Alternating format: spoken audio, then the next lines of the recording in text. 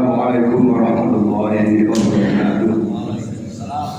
Bismillahirrahmanirrahim. Alhamdulillahirabbil alamin wa bihi nasta'inu ala umuri dunya waddin. Wassalatu wassalamu ala asyrafil anbiya wal mursalin sayyidina wa habibina syafi'ina wa maulana Muhammadin sallallahu alaihi wasallam ajma'in. Wallahu ta'ala subhanaka la ilma lana illa ma 'allamtana innaka antal alimul hakim. Rabbi ishrah li sadri wa yassir li amri wahlul 'uqdatam min lisani yafqahu qawli. Amma ba'du. Hadirin hadirat Bapak Ibu jamaah Masjid Darussalam, jamaah salat subuh dan jamaah salat subuh sekaligus istiqomah salat syuruk. Alhamdulillah, mudah-mudahan keistiqomahan kita senantiasa menjadi satu amal soleh bagi kita, menjadi timbangan yang berat kebaikan-kebaikan kita insyaallah subhanahu wa ta'ala. Dan insyaallah dengan syukur kita kepadanya yang kita buktikan dengan melaksanakan perintahnya, menjauhi larangannya, melaksanakan sunnah-sunnah Rasulnya, menjauhi apa yang dilarang oleh Rasulnya, insyaallah benar-benar kita menjadi orang yang mutakin dan mendapatkan satu kemudahan-kemudahan dalam kehidupan kita dunia dan akhirat, dan insyaallah senantiasa dicukupi segala kebutuhan dan kebutuhan kehidupan kita dunia dan kehidupan alam barzakh kita, alam akhirat kita. Amin ya rabbal alamin. Para jamaah sekalian, harusnya pagi ini yang isi yang pertama pakai Haji Ikhsanuddin SHI. Awalnya insyaallah, tahu-tahu Pak Ustaz minta maaf lupa saya, karena beliau menjadi hakim musabaqah tilawatil Quran Kuburaya. Jadi tahu hadir. Setelah insyaallah saya sharekan undangannya ke jamaah pemirsa. Karena nggak bisa saya hubungi Pak Arodisidul. Pak Arodisidul tolong hubungi Pak Ustaz Muhammad Zakaria, adiknya khotib Jumat kemarin. Nah, apa Pak Arodisidul kasih tahu saya, siap Pak Ustaz, saya udah telepon gitu. Sambil bawa mobil telepon Ustaz Zakaria. Nah, tapi saat ini belum datang. Bagaimana Pak Arodisidul? Apa lagi khotib? Belum dihubungi lagi?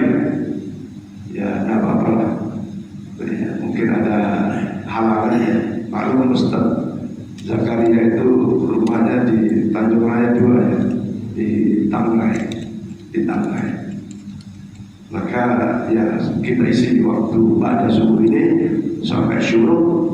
Semoga kita kemudian sholat syuruk dan insyaallah mendapatkan pahala haji dan umrah yang sempurna, yang sempurna. Amin ya rabbal. Tadi pagi pun sebenarnya saya mau bilang sama Bang Vicky, rasanya kemulas-mulas gitu. Bang, lihat masjid aja Bapak anak masjid gitu kan. Tapi nanti malah biasa anak masjid tanya mau nah, ya Allah kasih kekuatan untuk masjid. Ada mulas-mulas gitu kan, lemah. Kesini ustaznya nggak hadir. Ya sudah. Hadirin hadirat sekalian, alhamdulillah senantiasa bersyukur kepada Allah Subhanahu wa taala. Kita diberi kekuatan istiqomah dalam sholat kita. Istiqomah dalam sholat kita. Sholat ini satu amalan sholat yang paling utama dibanding amalan-amalan sholat lainnya. Ya, sehingga ada di antara hamba Allah yang akan senantiasa menjaga sholatnya, dijaga sholat waktunya 5 waktu, dijaga awal waktunya, dan dijaga untuk tidak melaksanakannya. Selalu dijaga dimanapun berada. Ya. Maka banyak saya temukan di antara jamaah ini ada yang ketemu di mall, dia sholat di masjid mall. Ya. Ada lagi yang ketemu di musola. Kalau di mall itu maksudnya apa sih itu namanya? Yang mall ya. Mall itu namanya masjid sekarang. dulu masih suram. Ya. Tapi kalau transmart itu di bawah atau di atas masih statusnya musola. Kalau yang di atas gaya itu, ya, mungkin Bu Haji pun sering kali ke sana karena sering situ ya. Itu nikmat sholat itu, adem dan seterusnya, nyaman, bersih. Tapi kalau di transmartnya memang agak kurang rapi, kurang bersih, kurang enak gitu. Dingin sih dingin, tapi nggak bersih. Jadi saking pentingnya sholat, maka berbagai fasilitas umum itu disediakan tempat-tempat sholat. Ada beberapa rumah makan yang ketika ia tidak memfasilitasi pengunjungnya tempat sholat, biasanya itu ada cerita, saya tidak mau makan situ lagi ya. Kenapa? Karena nggak ada tempat sholatnya, atau tempat sholatnya tak nyaman. Bapak, Ibu kalau biasa, kalau di mall sih memang tidak ada ya rumah makan ada sholatnya. Tapi kalau di rumah makan lain, Zakaria ada musolanya, ya. Apa namanya? Ada misalnya di beberapa rumah makan itu juga ada musolanya, semua ada. Ketika tidak ada musolanya, maka bisa jadi pengunjungnya tidak makan di situ.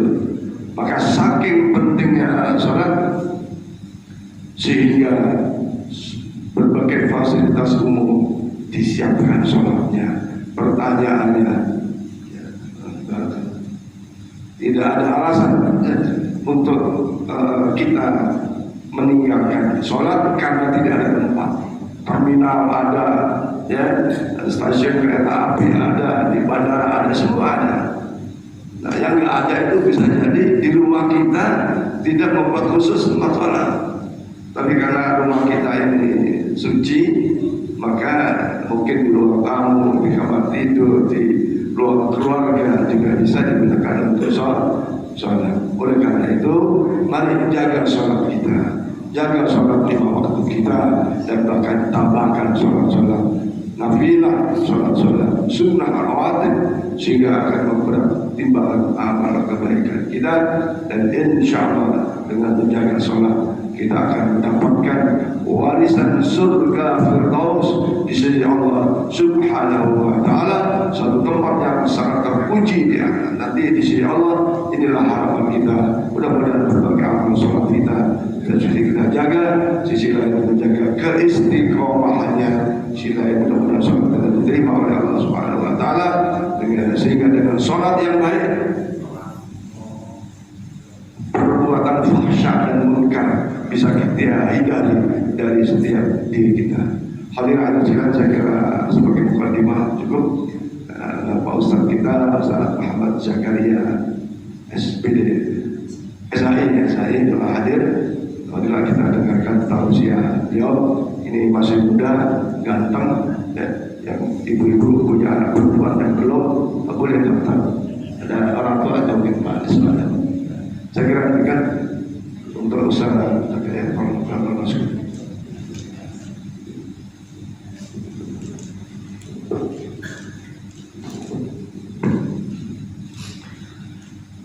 Bismillahirrahmanirrahim. Assalamualaikum warahmatullahi ta'ala wabarakatuh.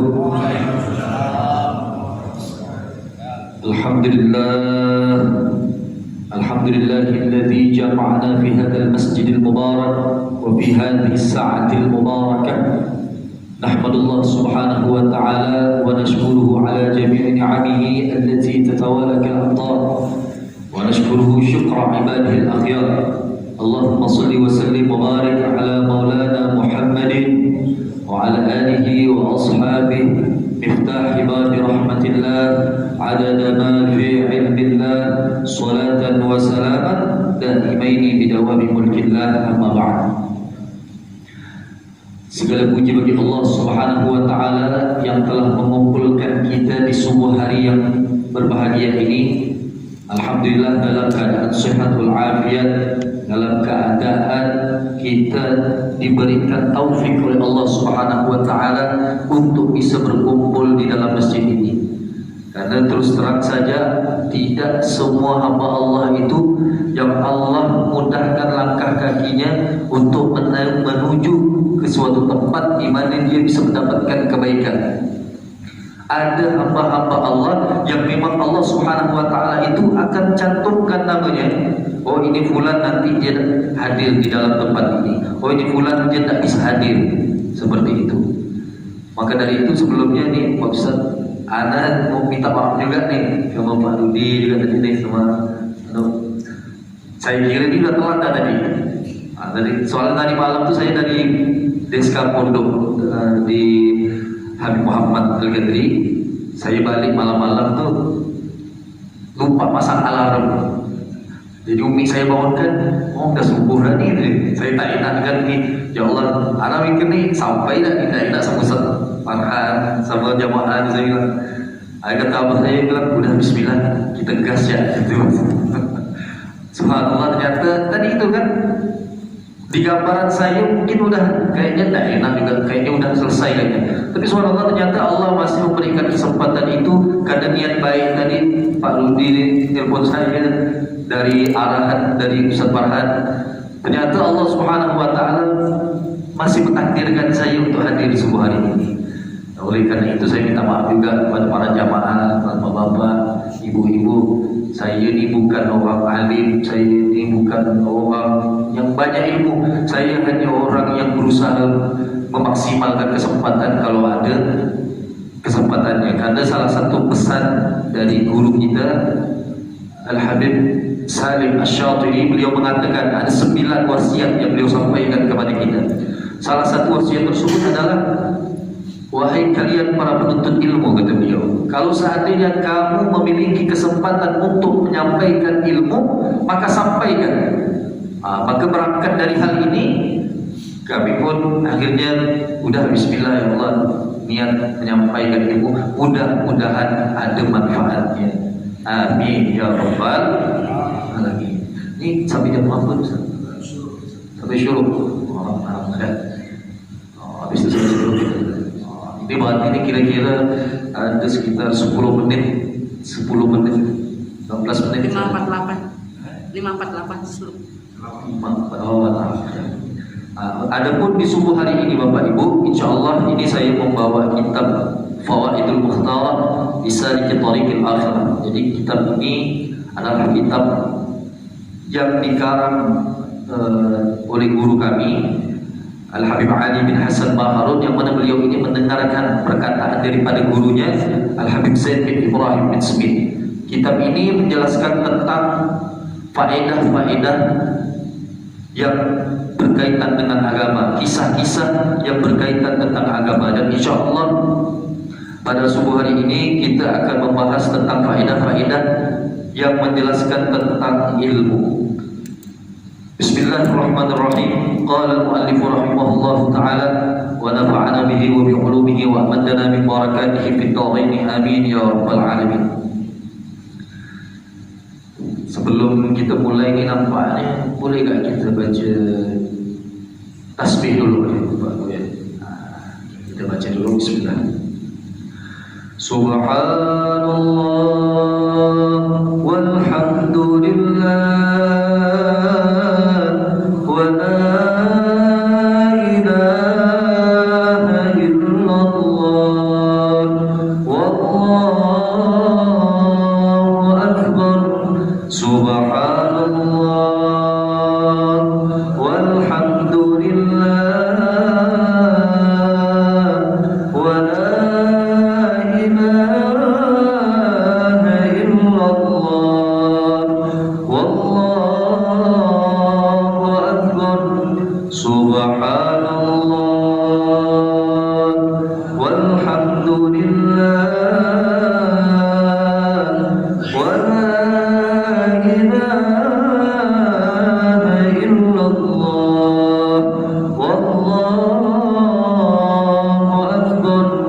Subhanallah walhamdulillah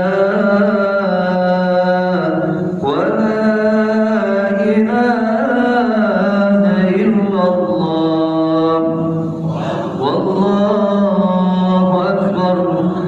Subhanallah walhamdulillah wa la ilaha illallah wallahu akbar. Bismillahirrahmanirrahim. Kitabul ilmi, kitab menjelaskan tentang ilmu. Fadlul ilmi wa ta'lim. Jadi pembahasan pertama ini kita akan membahas keutamaannya ilmu dan keutamaannya orang yang mempelajari ilmu. Qala Allah Ta'ala li nabiyhi sallallahu alaihi wasallam, Allah Subhanahu wa taala berfirman kepada nabinya. Kata Allah, Bismillahirrahmanirrahim, wa qur rabbi zidni ilma. Allah mengatakan, wa qur rabbi zidni ilma, dan katakanlah wahai Muhammad, zidni ilma, ya Allah tambahkanlah kepadaku ilmu pengetahuan.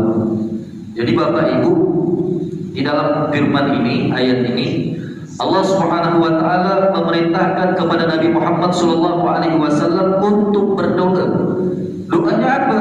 Rabbi zidni ilma. Ya Allah, tambahkanlah kepadaku ilmu pengetahuan. Bisa kita bayangkan Bapak Ibu, Nabi Muhammad sallallahu alaihi wasallam ini adalah makhluk yang ilmunya itu jangan kita tanyakan lagi.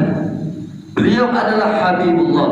Beliau adalah kekasihnya Allah Subhanahu wa taala, yang mana semua ilmu Allah Subhanahu wa taala itu pasti bersumbernya daripada Al-Qur'an, yang mana Al-Qur'an tersebut diturunkan kepada Nabi Muhammad sallallahu alaihi wasallam. Tapi walaupun Nabi Muhammad ini adalah kekasihnya Allah, Nabi yang menyampaikan syariatnya Allah Subhanahu wa taala, yang sudah pasti memiliki ilmu yang banyak, ternyata masih disuruh oleh Allah untuk meminta tambahan ilmu. Nabi disuruh oleh Allah untuk meminta tambahan ilmu. Ini menunjukkan kepada kita betapa pentingnya satu ilmu. Nabi saja diperintahkan Allah untuk meminta ilmu, apalagi kita yang banyak, yang begitu sangat-sangat kurang dengan ilmu. Maka sudah barang tentu kita sebagai seorang manusia, sebagai umat daripada Nabi Muhammad, sangat penting untuk menimba daripada ilmu. Di sini dijelaskan, wa amarahu bi talabi ziyadati min al-ilmi id huwa asyraful khisali wa arfa'ul khilal. Kenapa Nabi Muhammad itu diperintahkan oleh Allah untuk meminta tambahan ilmu? Di sini dijelaskan Bapak Ibu, adalah karena ilmu itu merupakan pemberian yang paling mulia dan merupakan sesuatu yang paling berharga. Makanya Nabi itu diperintahkan oleh Allah untuk meminta ilmu. Nah, sekarang pertanyaannya, sepenting apa ilmu itu di dalam kehidupan kita? Tadi alhamdulillah kita mendengarkan penjelasan dari Ustaz kita, Ustaz Farhan. Beliau menjelaskan tentang pentingnya menjaga sholat dan hal-hal yang berkaitan dengan sholat. Nah, saya teringat Bapak Ibu, nah, ada satu cerita nanti di hari kiamat itu ada orang 1000 makam nanti, yang mana dia meninggal dalam keadaan muslim, tapi apa namanya, ini ceritanya udah lama, saya lupa. Pernah dalam satu pemakaman 1000 pemakaman muslim itu digali karena perintah dari salah seorang ulama. Ketika digali ini kuburannya, subhanallah, rata-rata orang yang awalnya dihadapkan ke kiblat semuanya membalik ke arah kiblat. Alhamdulillah. Akhirnya ditanya, kenapa ini? Ternyata banyak dari amal-amal dia sehari-hari yang dilakukan tanpa adanya ilmu. Pernah juga suatu saat, mungkin kita sering dengar Bapak, ada seorang yang sedang tertidur di dalam masjid dan ada orang yang sedang sholat. Pada saat itu Nabi Muhammad SAW akan masuk ke dalam masjid. Ketika masuk dalam masjid, Nabi melihat orang yang sholat dan ada orang yang tertidur. Ketika itu Nabi melihat ada jin, syaitan, dia ingin menjaga orang yang tidur. Nabi bertanya, kenapa kamu tidak mengganggu orang yang sholat? Ini orang lagi sholat. Biasanya kamu itu suka ganggu orang yang solat, kenapa orang yang tertidur kamu jaga? Kata Nabi.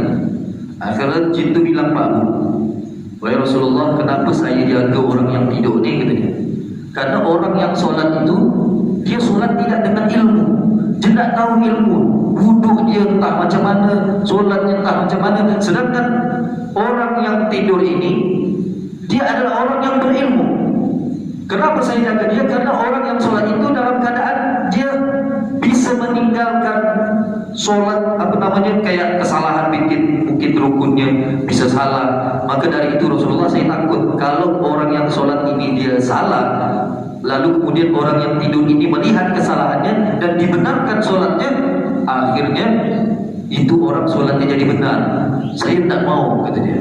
Akhirnya Bapak Ibu, ini menjadikan gambaran kepada kita, walaupun kita dalam keadaan beribadah kepada Allah, tapi kalau ibadah tersebut tidak bersama dengan ilmu, maka bisa menjadi hal yang sia-sia.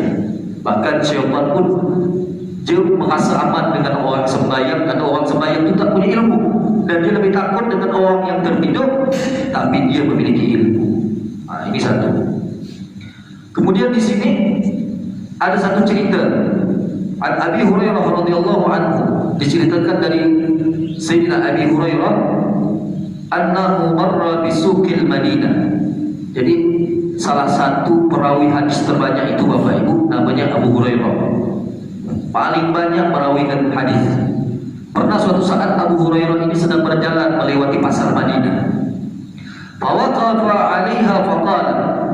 Ketika Sayyidina Abu Hurairah sampai ke dalam satu pasar, beliau mengatakan kepada orang-orang yang ada di pasar, ya ahlas suq, ma'ajazakum, wahai orang-orang yang ada di pasar, kata beliau, alangkah lemahnya kalian. Akhirnya orang lagi tengah berjual beli di paku terkejut dengan perkataan Sayyidina Abu Hurairah. Mereka mengatakan, wa madzaka ya Abu Hurairah, apa maksud ente wahai Abu Hurairah datang-datang bilang kami orang yang lemah? Apa maksud antum, katanya. Qala, maka Abu Hurairah mengatakan, dzaka miratu Rasulillah sallallahu alaihi wasallam yuksam wa antum hauna.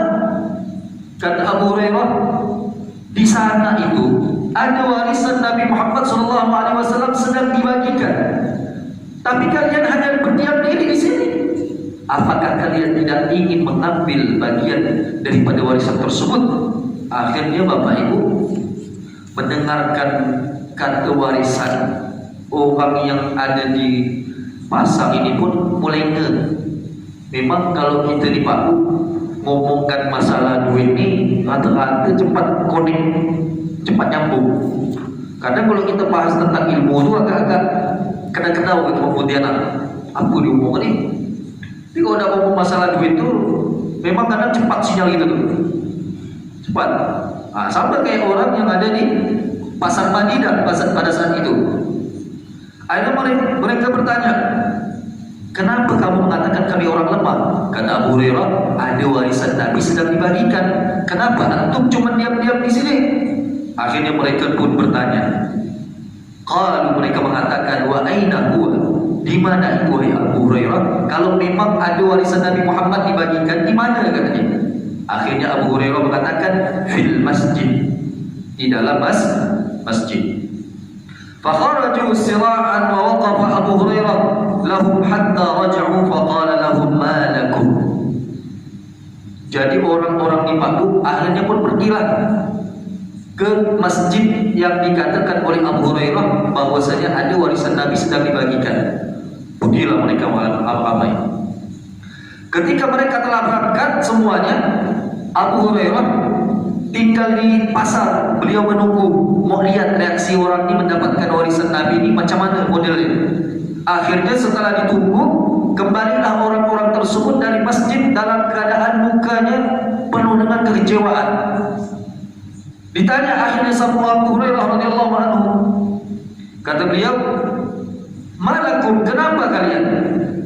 Ada apa dengan kalian? Kenapa kalian terlihat wajahnya itu tidak bahagia? Sedangkan kalian baru saja pulang dari pada masjid, yang mana di dalam masjid tersebut sedang dibagikan warisan Nabi Muhammad. Akhirnya orang-orang itu mengatakan, Pak Bu, kata dia, qad atainal masjid, wahai Abu Hurairah, kami ini telah mendatangi masjid. Fadakhalna falam tara fihi syai'an yuqsa, dan kami telah memasuki masjid tapi kami tidak tengok, katanya. Kami tidak lihat ada barang apapun yang dibagikan, katanya. Tak ada, katanya. Kata antum, kata kau, katanya, ada bagi-bagi barang, tak pernah ada kami tengok, katanya.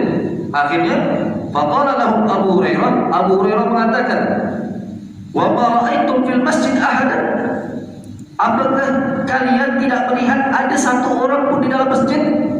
Maka mereka mengatakan, qalu bala, ada Abu Hurairah, ada orang imam dalam masjid tu, katanya. Ra'aina qauman yusallun, kami tengok di dalam masjid tu ada orang sembahyang, katanya. Wa qauman yaqra'una al-Quran, ada orang lagi tengah baca Al-Quran. Wa qauman yatadzakaruna al-halal wal haram, ada sebagian orang duduk-duduk membicarakan tentang halal dan haram. Itu yang kami tengok, katanya. Tak ada bagi-bagi warisan duit-duit apa, katanya. Akhirnya, betul tak kalau kita fikir-fikir ni baik, yang namanya kalau dah kita mau warisan ni bagus, dua ya kemungkinannya. Kalau tak ada duit, nyangkut-nyangkut tentang emas-emas, betul baik. Itu yang gambarannya manusiawi juga orang-orang ni. Mungkin kita pun bakalan ngomong itu, kata ada ni. Akhirnya apa kata Abu Hurairah radhiyallahu anhu? Faqala lahu Abu Hurairah, waihakum, ya Allah, ini kalau kata bahasa Pontianak, macam mana kau ni, kata dia. Fadzalika mirasu Muhammadin sallallahu alaihi wasallam, itulah warisan Nabi Muhammad sallallahu alaihi wasallam. Orang solat, itulah warisan Nabi Muhammad. Orang baca Al-Quran, itulah warisan Nabi Muhammad. Orang mengumumkan hukum halal dan haram, itulah warisan Nabi Muhammad sallallahu alaihi wasallam. Akhirnya beliau pun sambil membawakan satu hadis, innal anbiya lam yuwarrithu dinaran wala dirhaman wa innama warrathu al-ilma. Beliau mengatakan sesungguhnya para nabi itu tidak mewarisi dinar, harta, wala dirhaman, dan tidak mewarisi dirham, wa innama warrathul ilma, hanya saja para nabi itu mewarisi daripada ilmu. Jadi Bapak Ibu, kita duduk-duduk sekarang bahas tentang ilmu. Tadi ada solat berjamaah, sebenarnya tadi saya mau solat jamaah juga, tadi cuma telat. Saya solat di rumah, minta maaf Pak Rudi. Beliau tadi sudah mengamanahkan saya, telatlah saya ni Pak Rudi. Kita solat berjamaah di masjid, kita membahas tentang ilmu-ilmu Allah. Inilah warisan Nabi Muhammad SAW. Jadi warisan itu bukan hanya berbicara tentang uang, tentang harta. Makanya Bapak Ibu, yang mau mengambil warisan Nabi ini adalah termasuk orang-orang yang diberikan taufik di dalam hatinya, orang-orang yang diberikan Allah. Tak ada mudah Pak, kita nak belajar ni, betul Pak ya? Kita ni Pak, kalau dah belajar ni, kadang cepat mata tu sayup-sayup. Saya waktu pondok di luar, sebelum masuk Ustaz tu jujur saya bawa kitab tu semangat memang. Itu kat duduk di depan Ustaz kita ni, baru tak mulai pembahasan, mulai dah saya tu gini saya. Dia bilang ni, suka kat saya tu naik. Tapi saya memang suka duduk di depan. Saya walaupun saya macam mana, yang penting saya duduk di depan. Alhamdulillah tadi tu.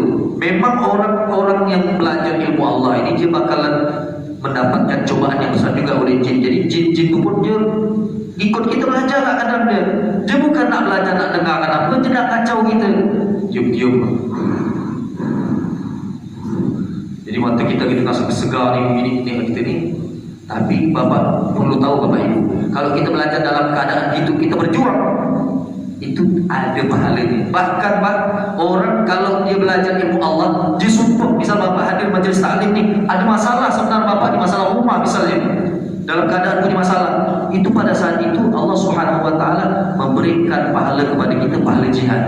Bapak keluar dari rumah ke dalam masjid dengan niat untuk mempelajari ilmu, maka jalannya kita itu terhitung sebagai orang yang berjihad di jalan Allah Subhanahu Wa Taala.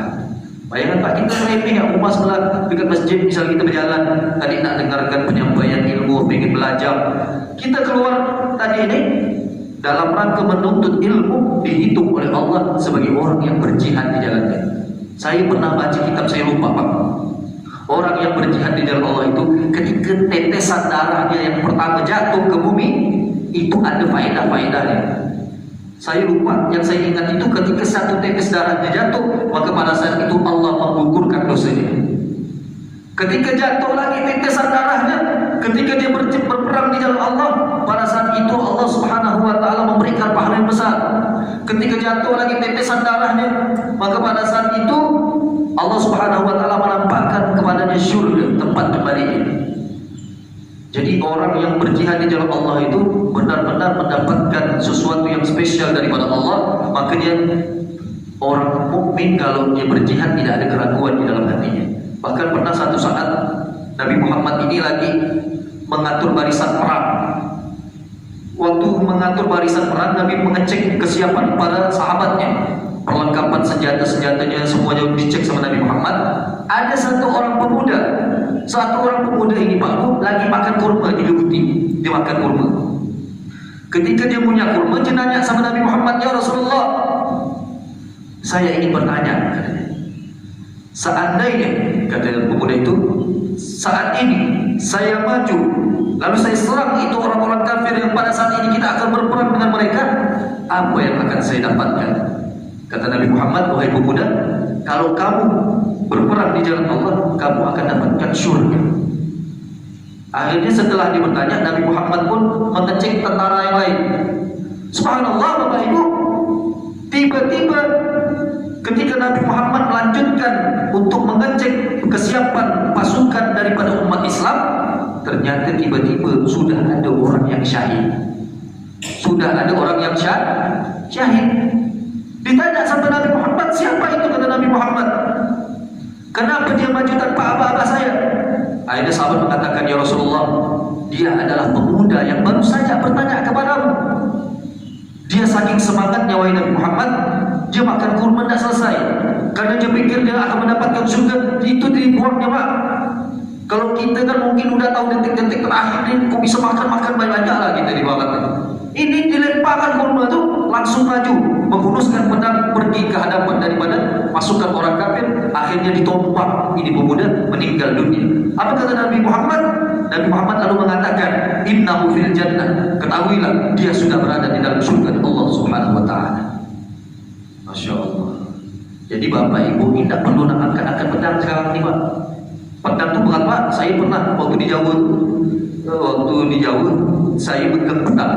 Saya kira ingat panjang adalah 1 meteran. Lagak saya nak angkat itu. Saya pegang gini itu langsung tergini tangan saya ni. Berat pedang tu Pak. Subhanallah. Kita ni tak perlu nak angkat pedang. Subhanallah, Allah kasihkan jalan yang terbaik, maksudnya jalan yang mudah. Ternyata dengan sebagaimana orang yang berjihad di jalannya Allah Subhanahu wa taala. Nah, seperti itu. Kemudian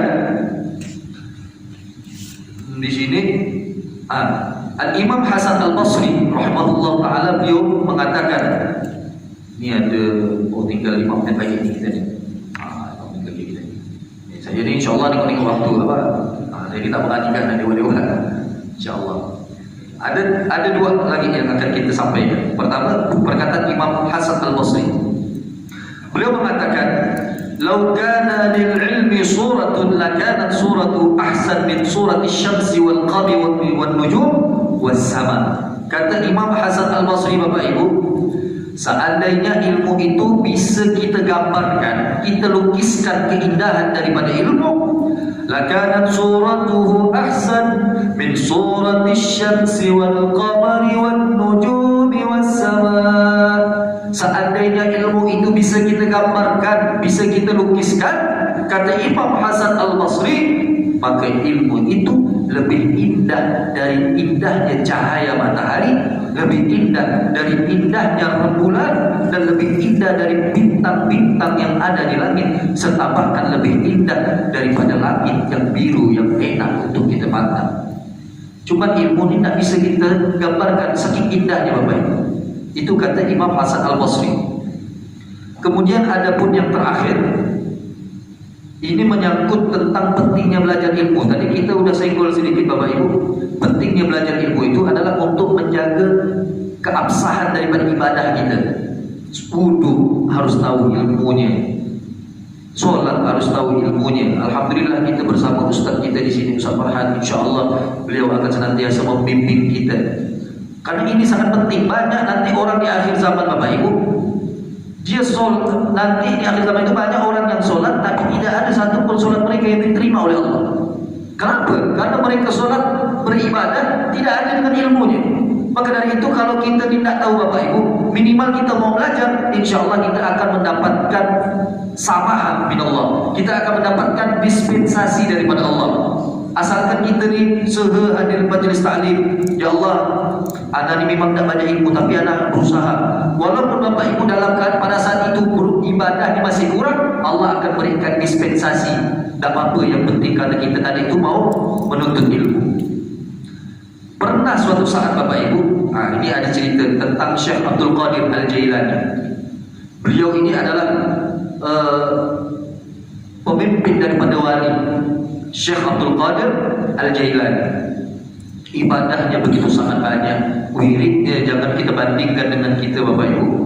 Pernah suatu saat beliau ini radhiyallahu anhu yaqul berkata, bercerita, Syekh Abdul Qadir Al-Jailani beliau pernah bercerita, "Tara'ani nurun 'azimun mala'al ufuq," kata beliau. Aku pernah melihat satu cahaya yang begitu sangat terang, yang mana cahaya tersebut menerangi sampai ke ufuk. Artinya ini Bapak Ibu, cahaya datang kepada beliau, yang mana cahaya ini seakan-akan menyinari semua tempat yang mana dia ada di dalamnya. Summa tadalla fihi suratun tunadi. Kemudian dari cahaya tersebut Bapak Ibu, cahaya yang terang ini yang mendatangi Syekh Abdul Qadir Al-Jailani, tiba-tiba keluarkan suara. Bersuara cahaya itu. Jadi ada cahaya macam ada barang di dalam bulan itu, dia ngomong, keluarkan suara. Apa kata dia? Apa suara tersebut berbunyi apa? Ya Abdul Qadir. Ya Abdul Qadir, wahai Abdul Qadir, kata cahaya itu tersebut. Ana Rabbuka, aku adalah Tuhan. Wa qad halaltu lakal muharramat. Wahai Abdul Qadir, ketahuilah bahwa telah aku halalkan apa yang aku haramkan di muka bumi ini. Fakultu. Jadi Bapak Ibu, bisa kita bayangkan kita ini di rumah, tiba-tiba datang cahaya terang. Cahaya itu ngomong sama kita. Anggaplah misalnya sama saya, nama saya Jaka. Kata cahaya itu, ya Zakaria, ana Rabbuka, aku adalah Tuhan. Aku menghalalkan apa yang telah aku haramkan kepadamu di dunia. Kalau zaman sekarang Pak, ada orang kena datangi cahaya, diomongkan macam itu, dia sudah bilang Nabi itu. Pak ya? Betul tak Pak? Ada cahaya datang, ngomong sama dia. Dia keluar rumah, saya Nabi. Saya Nabi. Apa ini zaman sekarang ni banyak tahu aku Nabi. Ngomong sama Allah lah, nelpon Allah lah, kata dia. Ya Allah, lebih dahsyat ni rupanya. Dulu Musa Ilham Al-Kadab, dia mau menyuruh mengaku Nabi di zaman Rasulullah. Ini rupa zaman kita ni, zaman 2024, lebih dahsyat lagi rupanya. Ada yang ngomong dengan semut lah. Harus salah saya sebutkan tu. Inna rahmatan. InsyaAllah ini zaman sekarang nih Pak, kalau kita tak ada punya ilmu, kita bisa keseret, kita bisa ngikut. Mungkin Bapak Ibu lihat berita-berita sekarang nih, mungkin Bapak Ibu berpikir, ngapalah ya orang-orang macam ini nih, banyak yang mengikut. Ada yang orang ikut. Jawabannya cuma satu Pak. Karena orang yang mengikuti dia tidak punya ilmu. Tidak ada ustaz yang membimbing mereka, akidah mereka, tidak ada yang membimbing mereka. Makanya mudah tertenggak aku ketemu Pontianak. Kata orang Jawa tu manut-manut. Ya Ustaz, manut-manut air, le, ikut-ikut ya le, kata dia. Maka dari itu kita bersyukur dengan majlis taklim seperti ini. Tak mudah kita nak bilang, oh Nabi, kita dah tahu dah, Nabi terakhir adalah Nabi Muhammad SAW. Tidak akan ada Nabi setelah Nabi Muhammad. Kalau ada, berarti dia mengampun, campakkan dia, masukkan di penjara, tengok dia, mukjizat tak dalam penjara. Dulu kan pernah ada perempuan ngaku malaikat di Eden tu. Ngaku malaikat. Dia tak tahu bang, malaikat itu tak makan, tak minum, tak hidup. Akhir saya dengar tak ada dikasih makan ngeluh pada lapar pada. Ini malaikat macam mana model ni? Dalam kitab Aqidatul Awam tu bang dijelaskan. Wal malakul ladzi bila abid wa hum la akla la syurba wa la nawma lahum. Wal malakul ladzi bila abid wa hum, malaikat tidak punya bapa, tak ada punya mak. La akla la syurba wa la nawma lahum, tak ada makan dan tak ada minum. Itu malaikat. Ini tak ada kasih makan ngeluh juga dia. Ini saya selesaikan dulu ni, ya ni lewat pula nanti. Akhirnya datang cahaya tersebut. Apa kata Syekh Abdul Qadir? Kata beliau, ikhsan ya lain. Pergi kamu wahai yang dilaknat, kata Syekh Abdul Qadir Jailani. Fa idza dzalika nur salam, ternyata cahaya tersebut Bapak Ibu adalah cahaya kegelapan. Wa tilka suratul dukhan. Thumma khatabani ya Abdul Qadir najauta minni bi ilmika bi amri rabbik. Jadi Syekh Abdul Qadir ini Pak, tingkatnya udah kayak wali, bahkan menjadi pemimpin para wali, pengen digoda oleh syaitan. Rupa cahaya tadi itu adalah syaitan yang menyerupa menjadi cahaya yang ingin menyesatkan daripada Syekh Abdul Qadir Jailani dengan mengatakan, wahai Abdul Qadir, aku telah menghalalkan apa yang aku haramkan. Sedangkan Syekh Abdul Qadir tahu Pak, Allah kalau sudah mengharamkan sesuatu tak bakalan lagi nak ditarik hukum. Allah tidak akan pernah menarik hukum. Oh ini halal jadi haram. Tidak. Karena apa Syekh Abdul Qadir tahu? Beliau tahu karena beliau memiliki ilmu. Makanya beliau mengatakan kepada cahaya tersebut, pergi kau wahai yang dilaknat. Beliau tahu kalau itu adalah syaitan. Akhirnya Pak, cahaya yang awalnya terang benderang itu ketika dikatakan oleh Syekh Abdul Qadir, pergi kamu, tiba-tiba dia berubah menjadi redup. Cahayanya menghilang, kemudian benda yang menggelantung pada cahaya tersebut berubah menjadi asap. Akhirnya cerita ini sampailah kepada sahabat-sahabat Syekh Abdul Qadir. Beliau ditanya, kalau begitu dari mana engkau tahu kalau itu adalah syaitan wahai Syekh Abdul Qadir? Maka beliau mengatakan, dari perkataannya. Aku tahu dia itu syaitan dari perkataannya. Apa? Aku halalkan apa yang telah aku haramkan. Karena Allah tidak pernah mencabut, menarik hukum yang telah Allah tetapkan. Jadi ini pelajaran untuk kita Bapak Ibu. Sekelas Syekh Abdul Qadir Jailani saja, setan tu masih nak goda dia. Apalagi macam kita ni, secuil ya. Saya lah terutama yang sebentar yang kena tiup-tiup. Makanya kita butuh untuk selalu mengingatkan diri kita, nasihat kita, mendengarkan, mencapai ilmu kita. Makanya kata ada ulama mengatakan 3 hari seseorang tidak mendengarkan penyampaian ilmu, tidak pernah mendengarkan nasihat daripada ulama, hatinya akan mati. Maka dari itu jangan kita tinggalkan seminggu sekali ini dan subhanallah, alhamdulillah dah baik. Jadi Bapak Ibu, saya pun tidak mau terlalu panjang ini soalnya makin nyaman kita ngomong, makin nyaman pula waktu itu lewat, akhirnya makin risau pula kita duduk ni. Jadi mudah-mudahan yang sedikit ini bisa bermanfaat, mudah-mudahan yang sedikit ini bisa memberikan kepada kita kebaikan. Mungkin hanya ini saja yang dapat kami sampaikan. Sekali lagi saya mohon maaf, mungkin agak telat dan saya minta maaf juga telah mengambil waktu-waktu antum semuanya. Hadani Allah wa iyyakum ila shiratal mustaqim. Wassalamualaikum warahmatullahi wabarakatuh. Assalamualaikum warahmatullahi wabarakatuh. Para jamaah sekalian, alhamdulillah kita telah dengarkan tausiah kemudian Ustaz Muhammad Zakaria Syahid bertemakan pentingnya ilmu dan fadilah ujian.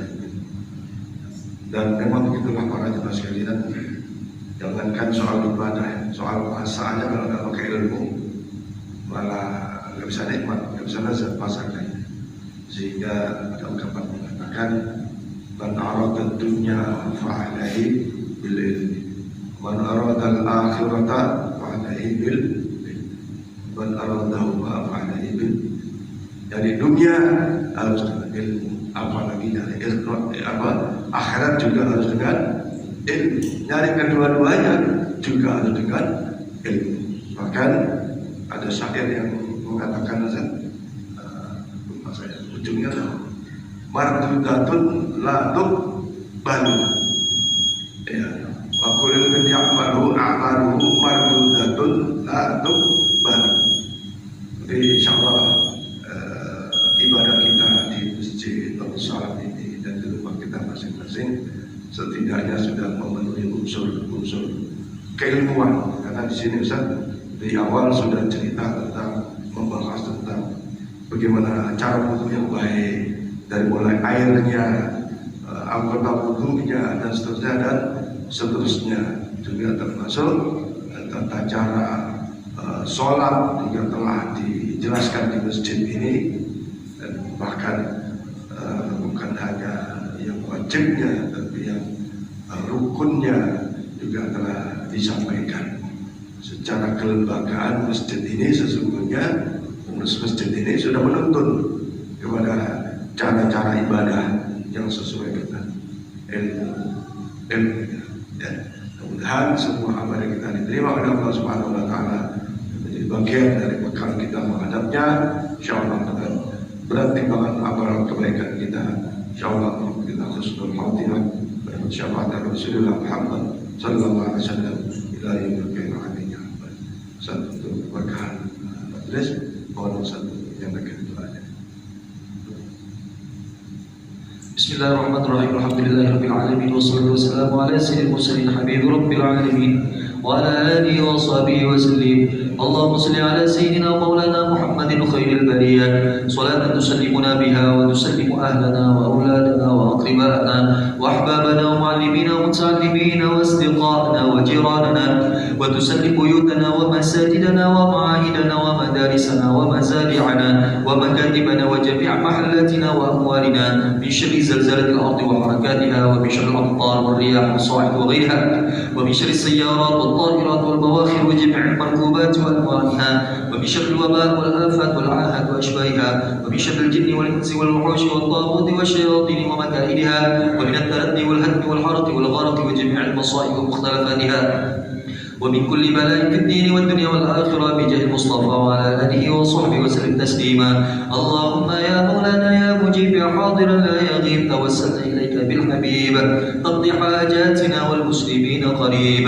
لا إله إلا أنت سبحانك إنا كنا من الظالمين. ربنا ظلمنا أنفسنا وإن لم تغفر لنا وترحمنا لنكونن من الخاسرين. وأدخلنا الجنة مع الأبرار يا عزيز يا غفار يا عليم يا ستار يا أرحم الراحمين. وصلى الله على سيدنا محمد وعلى آله وصحبه وسلم والحمد لله رب العالمين.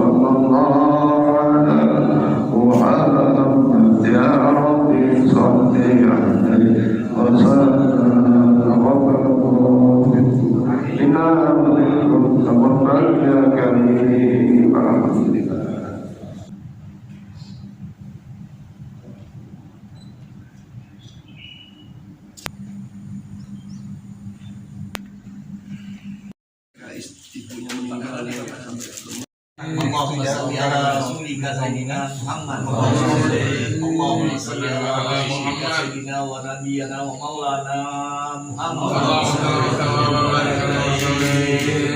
Bukan seperti apa kali pakai di mana Pak Tuwo pada ditutin nih?